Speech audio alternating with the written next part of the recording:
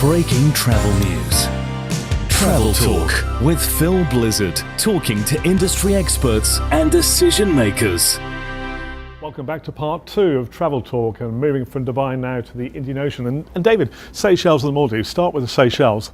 Why this venture to that part of the world?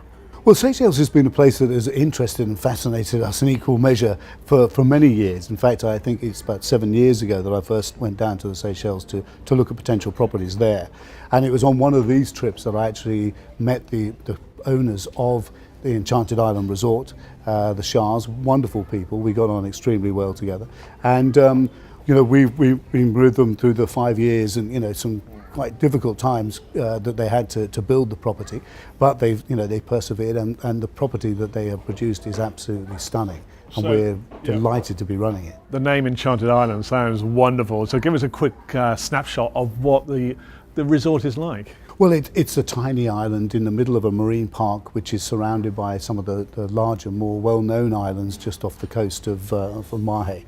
And it's 15 minutes by boat from Victoria, the capital.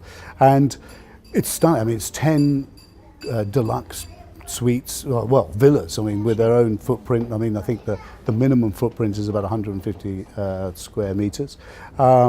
We have two bedroom units which are stunning. The views, everything about it's stunning, Seychelles, to be honest. It's the Seychelles, but it's actually, being in the middle of it all, looking out. It's just wonderful.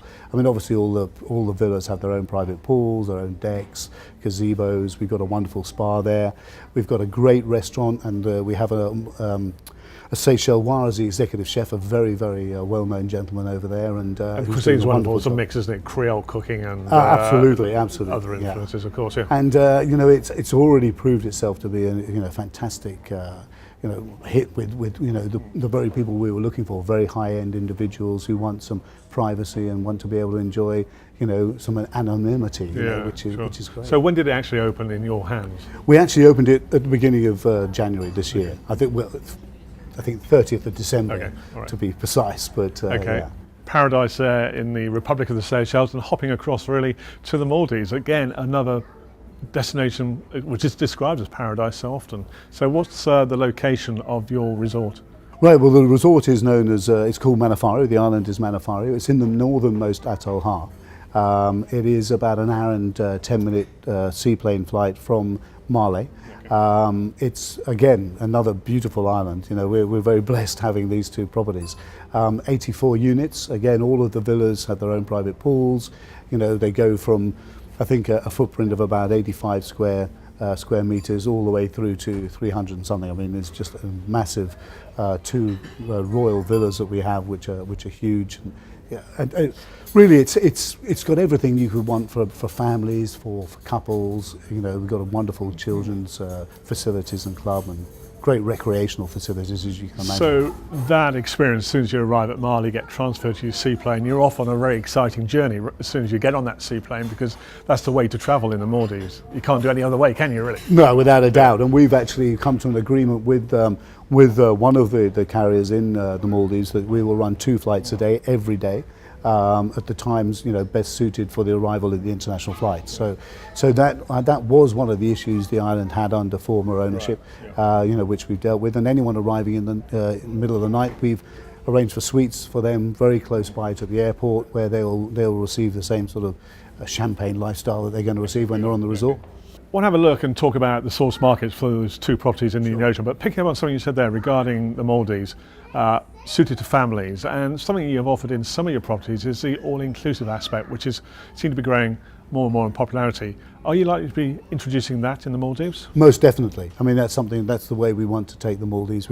Obviously, there's a limited choice for people have once they're on an island. There's not a lot of opportunity to go anywhere else for your dining and food and beverage experience. So we think it's only right that we should actually be able to offer them that included in the price. But obviously, a dine around again, unlimited in terms of what we're not going to put restrictions on people in terms of what they can eat and what they can enjoy. So those 2 destinations are very popular in Europe, and I just thought, thinking about your base really in Dubai as being a place where perhaps you have a 2-cent holiday. People fly into Dubai from Europe, spend a few nights in Dubai before getting onto the Indian Ocean, or vice versa.